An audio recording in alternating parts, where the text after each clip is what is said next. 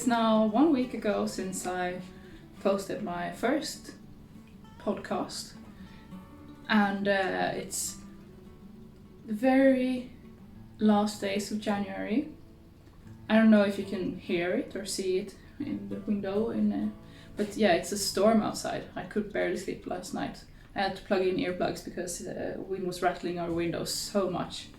Yeah, it was crazy. And I should confess immediately, the intro you saw was from last night, which you can probably tell by the light and also by the fact that I'm not wearing the same shirt as yesterday. But the cup is the same and the tea is also the same. Yeah, why not start there? What am I drinking today? I'm drinking one of my absolute favorite teas, as I did last week, but now it is probably the tea I drink most. I have a big bag of this at work because, let me tell you, coffee at work is hideous. It tastes so awful, and yeah, I just stopped drinking it because I only drink coffee because I love the taste. And if I can't drink good coffee, why even bother drinking coffee? So yeah, I brought this tea. And why, you wonder? Well, it's one of my favorite black teas. Black unflavored English teas. I'll just have a sip. It's quite strong, and as you can see, it's more English style. As you, here in Sweden, we tend to have little strings on our tea bags, but this one is just slam it down in the cup and then you pour it over some water, and it's just glorious. It came in my hands one day because of a former colleague of mine at my last work. He's a big guy from Manchester, Mike, and wow, amazing guy.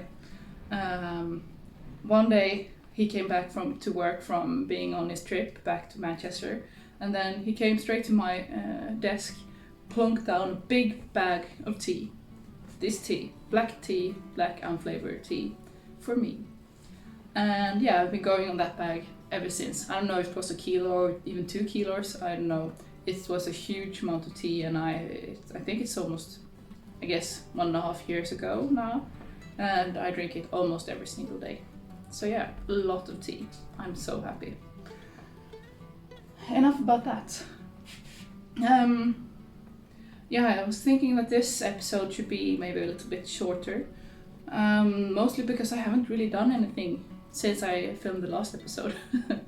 I have planned to do some themed episodes where I talk a bit about my fall costume, and then also about my different reenactor kits, and maybe what I'm making in terms of both those subjects. But today I'll just go slow, I think. And the foremost reason for me not to having done anything this last week, creatively wise then, is because I've had so much at work. Monday started with a full day at work, and also I got my 3rd dose of the COVID vaccine, which absolutely stunned me. I was down for counting, so to say. I got in bed and I think I slept for 18 hours. So on Tuesday I was supposed to be out on one of the sites I work at the whole day, starting with a meeting in the morning, but I couldn't make it because I was so tired after the shot. So I just stayed in bed. So I was at work, I think, around lunchtime. And then I, of course, had to make up for that. I stayed a little bit longer maybe than I needed to. And yeah, Wednesday was maybe a bit more chill, but I had meetings all day. And then on top of that, I got to know that, my friend Martin, friend and colleague Martin, he was supposed to go to Eskilstuna to do some geophysical measurements, ground penetrating radar, on Thursday, but his kids got the Rona, so he had to stay home in quarantine, and hence I had to do it instead, which meant on Thursday morning getting up at 6 a.m, drive to Eskilstuna, which is quite a long way. It's about 350 kilometers single way.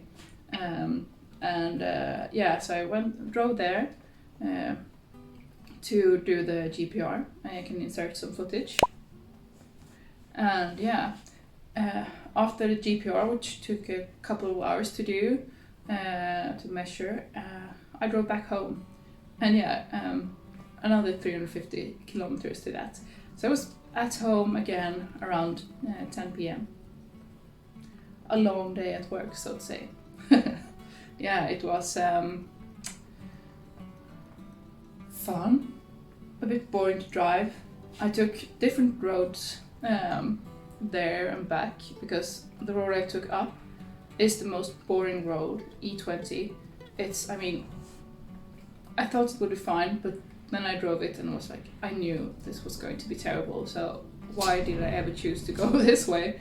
So I took it a little bit longer route back home, which is the E4 and then Road 40, those of you in Sweden who knows, which is much nicer, because then it's like highway almost the whole way.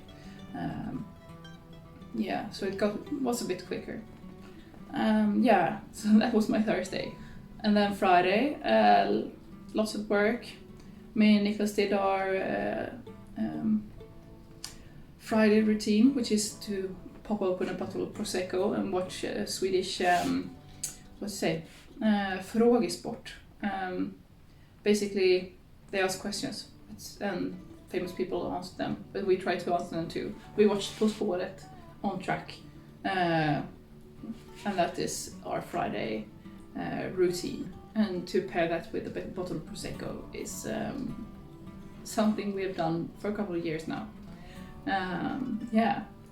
Saturday I slept in because I really needed it, and then I felt sorry that I missed the whole day, so I tried to make up for it. But then we had the storm, so it wasn't much to do but to edit the small bits of footage I actually managed to cram in.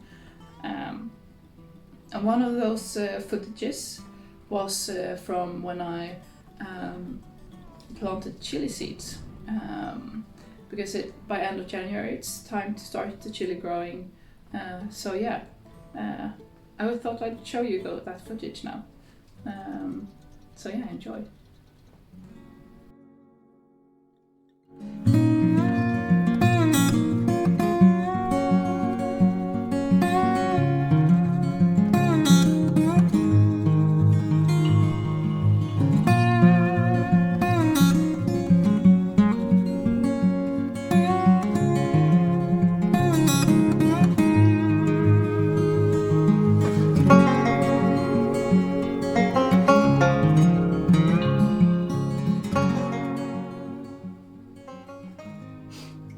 Hello. So it's the 21st of January right now, and I'm actually going to plant my chili seeds for the season. What I've done already is to put them in water for 24 hours. And my idea is to grow 3 sorts of chili. The first one being like the kind of normal Spanish pepper, it's called in Sweden, that you get in convenience stores. And then the second one is a type that I got from my mom, so they're called mama, that she grew last year. And then the third type is called elephant chili, and I got the seeds from my friend Martin, the one I told you about in the last episode, who has the Fish and Chicks channel. Link below.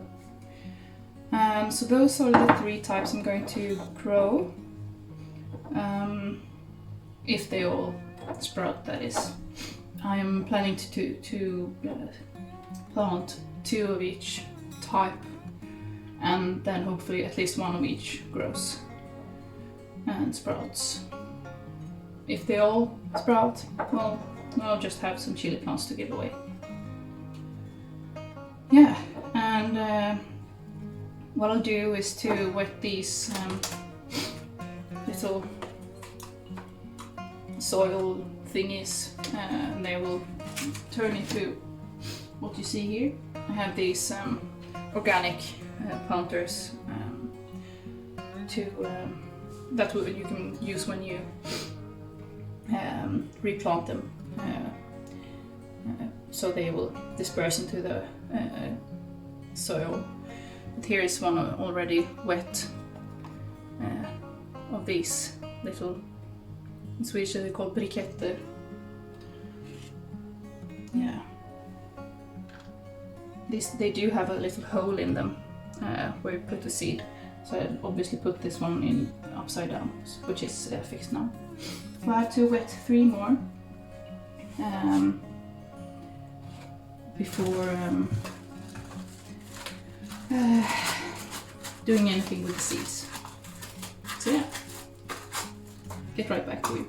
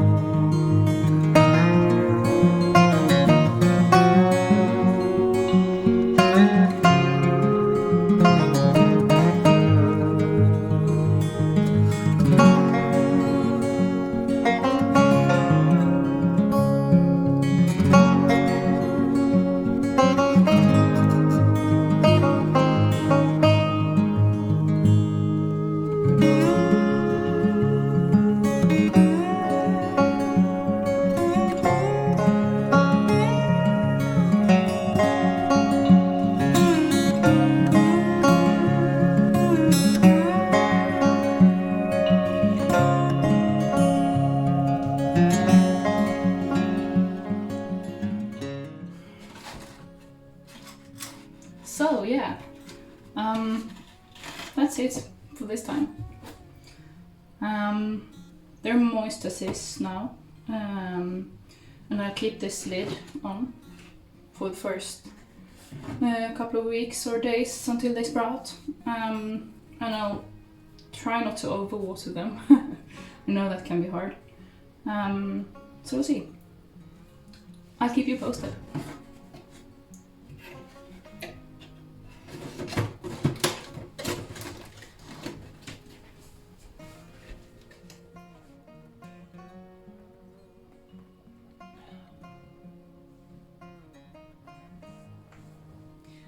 Oh, let's hope they sprout. Yeah. What have I been able to do these last couple of days then? Since I posted my last video? Not much, as I said, but last weekend I started, cast on and finished one project over the weekend that I haven't showed you, and it's a pair of half mitts, or gloves as the pattern calls them. It is the penny gloves, and I'm really happy with them. Super quick knit, and I love it in this rustic yarn. Oh, I smell so much of lanolin, and I love it. Yeah, it's the yarn is the same one as I made our wedding sweaters for in.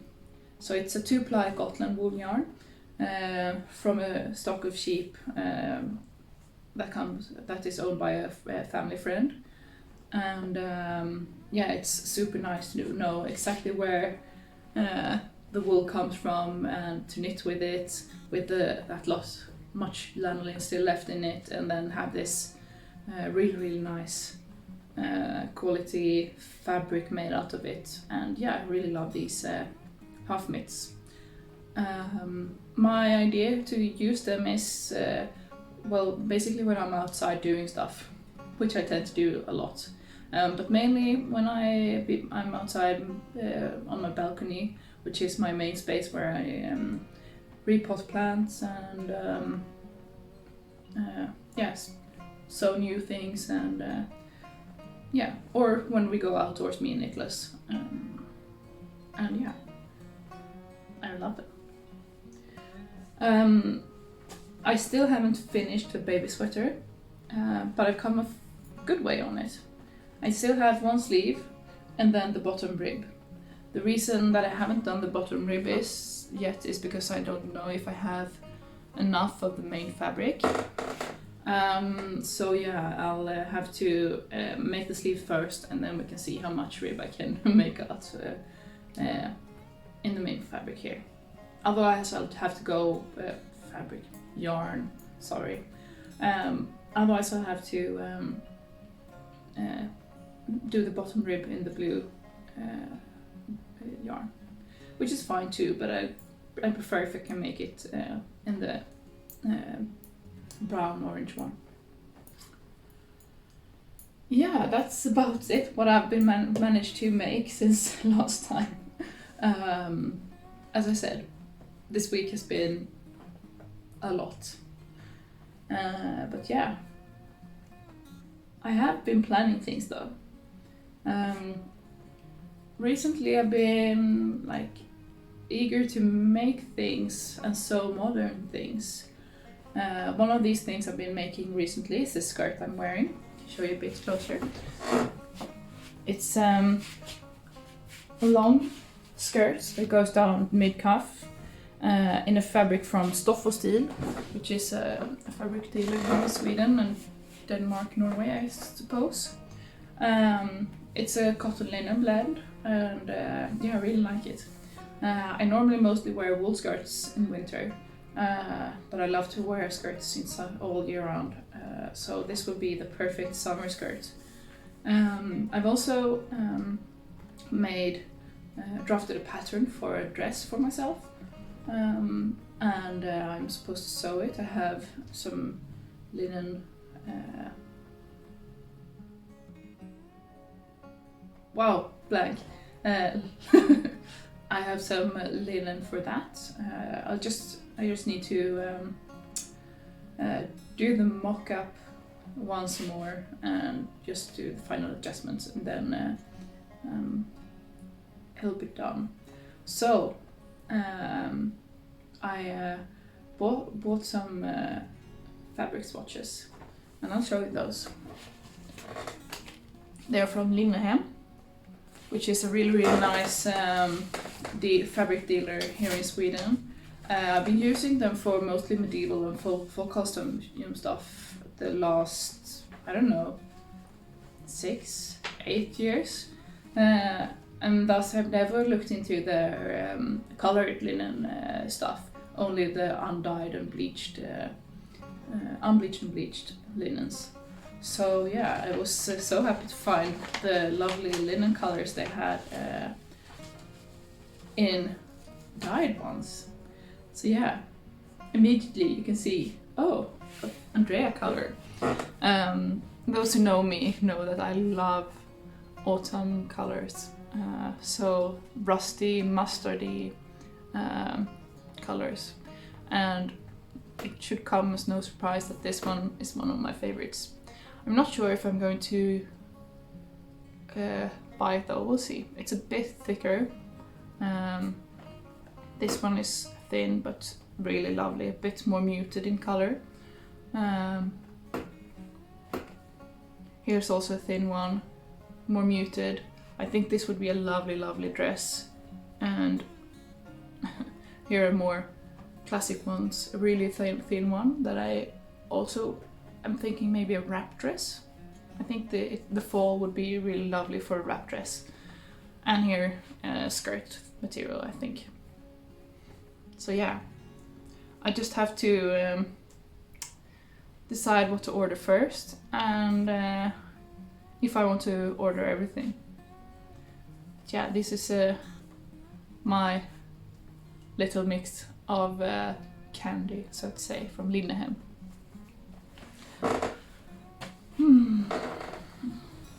So yeah, I have lots of things planned for this year, both fall costume wise and reenactment wise. This year is the year of Battle of Visby, and I obviously plan to go. For those of you who don't know, Battle of Visby is a large reenactment event that is set in Visby, Gotland, Sweden. It kind of it does reenact the Danish invasion of Gotland in 1361. And yeah, I've been a part of that a long time now. Yeah, I'm really eager to go. I really love being there. And I normally have a special role in the battles, which is to be in charge of the fleeing civilians, which is a part that they add in to make people realize that it was for real. It's not just something fun and like for them to cheer on, and the audience to cheer on and look at the battle and just go from there, walk away with just having seen a fun battle. The fleeing civilians and also the service afterwards, with the civilians coming back and mourning their dead, is something that makes you remember that this actually happened. It's a really heartbreaking thing, and people must have been really scared, and the Gotlanders fought for their life. So yeah, being in charge of that has been something I'm proud of, and I hope to be able to do it again. But yeah, living in camp during the week at Gotland, which is one of my favorite places in the world, is really something I look forward to.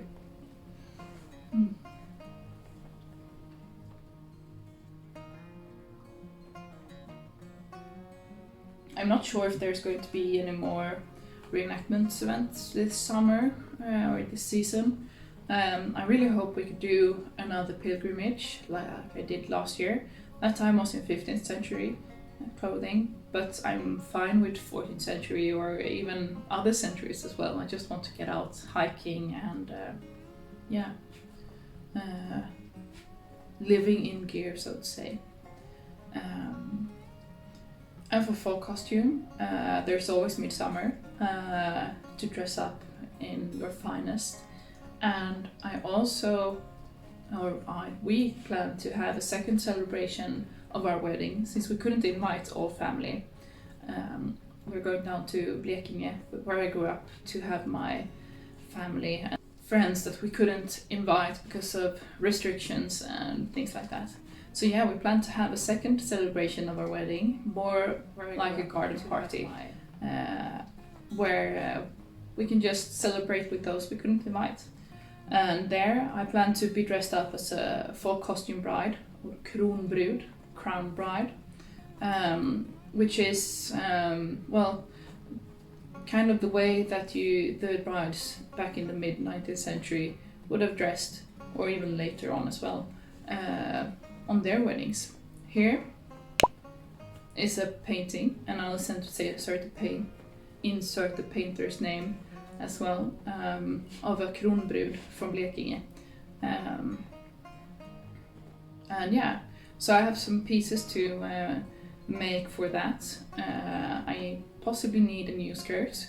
I'm not sure if I'm going to make a new apron, but I definitely need to pimp my crown a little bit at least. On my hens or bachelorette party, I was tasked by making my own folk costume or folk crown, brudkrona, bridal crown, as one of my tasks during the day. Here's a picture. And yeah, I intend to wear that. That will be a nice little tie between the actual wedding and the second celebration. And yeah, I think that's most of my plans, reenactment and folk costume wise, for this year. And I'm actually realizing that I'm talking a bit much now. I said I wanted this episode to be a bit shorter, but I'm realizing that it might not be. So I'll just finish drinking my tea here and see you next time. If you would like to, I would love to if you subscribed and like this video. Comment below if you have any ideas or wishes for me to film here. And yeah, see you next time. Hej då!